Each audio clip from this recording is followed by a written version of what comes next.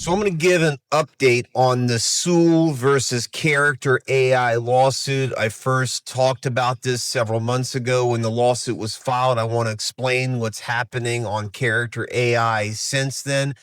But the first thing I want you to do is to, on your own computer, do exactly what I've done here. Type in Character AI and lawsuits and see for yourself all of these different lawsuits and stories out there on 60 Minutes and news networks all across the country that describe what's happening with this litigation and Character AI.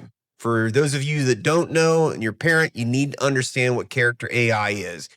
It is a platform targeted at children that allows children to communicate with AI bots. And in this Sewell lawsuit, it's one of many that are currently pending across the country. This minor child is engaging in this communication back and forth with an AI character.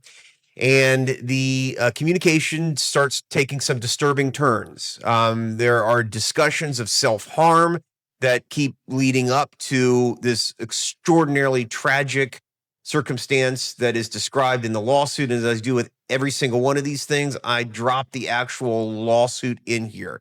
You as a parent, if you're a person that is a professional that works with children, you need to watch this and you need to download the lawsuit. And if you're in professional work groups, you need to print this out and make it part of your formal study and communication about what's happening with children. But what happens in this lawsuit, as described in this lawsuit, is this kid who is a athletic, engaged in sports and other activities, he starts becoming more and more withdrawn.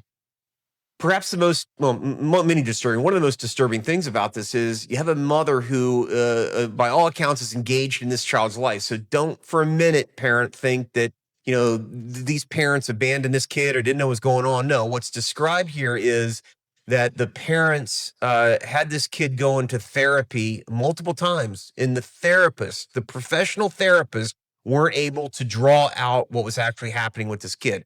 They were just describing normal kind of depression and anxiety and withdrawal symptoms. And the therapist couldn't dig into that kid's brain and ask the simple question, what are you doing online?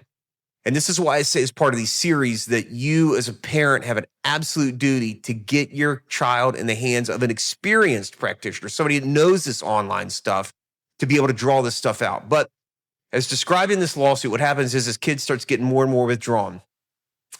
He's spending more and more time online with that chat character AI deal, and the character is interacting with him. He starts mentioning self-harm.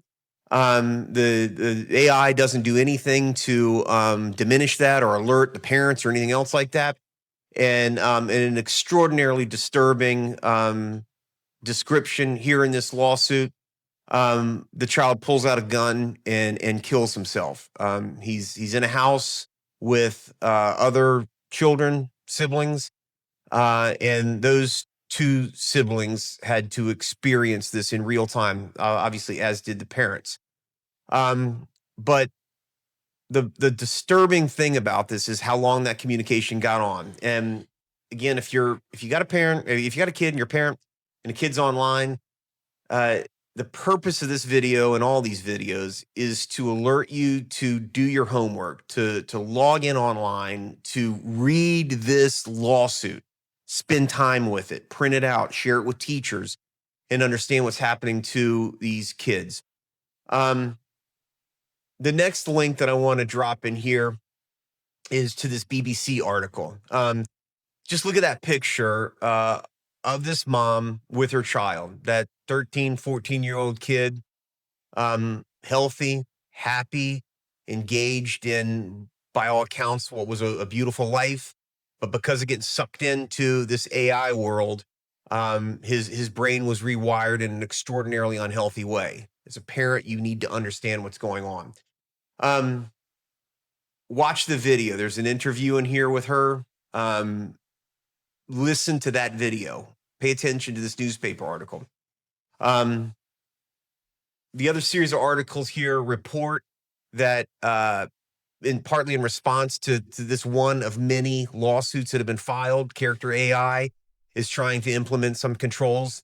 As the mother says, and I believe it, it's too late. And I have zero confidence that whatever controls they would put in there would be enough to really protect all children. So the call to action is this: if your kids are involved in online activity of any description, you have a duty to get that child with a professional, experienced professional that knows how to unpack the harm that's being done. I don't think it's enough to put on these restriction controls that just moderate content or maybe alert you when something might be going on, because let's face it, these kids are sophisticated, and the software and other computer companies are even more sophisticated, and I'm convinced that they have ways around it. But that's the update on the character AI lawsuit. If your child has been exposed, you're dealing with these circumstances, you got questions, drop a link in here, drop contact information. Let's follow up and see what we can do to help you and get you the assistance that your child undoubtedly needs.